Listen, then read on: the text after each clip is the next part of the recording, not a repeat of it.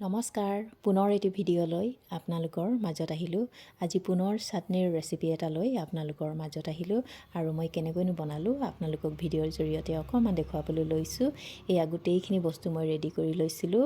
এয়া হৈছে বামলা মাছ, সৰু সৰুকৈ কাটি ল'লোঁ আৰু ধুনীয়াকৈ ধুই ল'লোঁ আৰু দুফাল দুফাল বিলাহীখিনি কাটি ল'লোঁ আৰু আলু তেনেকৈ দুফাল কৰি লৈছোঁ আৰু জলকীয়া দি দিছোঁ। জলকীয়াৰ পৰিমাণটো অকণমান বেছিকৈ দিব, তেতিয়া ভাল লাগে, কিন্তু মই কমকৈ দিছোঁ। আমাৰ ঘৰত জ্বলা বেছিকৈ খাব নোৱাৰে।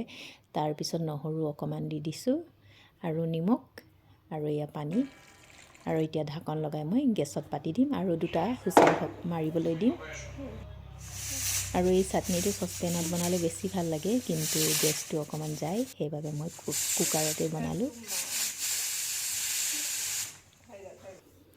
আৰু এয়া অকণমান সময় ঠাণ্ডা হ'বলৈ দিছিলোঁ আৰু এতিয়া ঢাকন খুলি চালোঁ, মই ধুনীয়াকৈ সিজি গ'ল, কিন্তু মই পানীৰ পৰিমাণটো অকণমান বেছি দি পালোঁ, সেইবাবে মই পুনৰ গেছত পাতি দিছোঁ। আৰু এয়া পেষ্ট কৰি লোৱা আদাখিনি দি ল'লোঁ।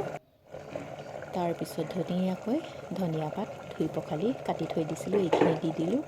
আৰু এই চাটনিটো বনাই খাবচোন, বহুত বেছি ভাল লাগে আৰু ৰুটিৰ লগত খাই বেছি ভাল লাগে, শুকান ৰুটিৰ লগত। আপোনালোকে ট্ৰাই কৰি চাব।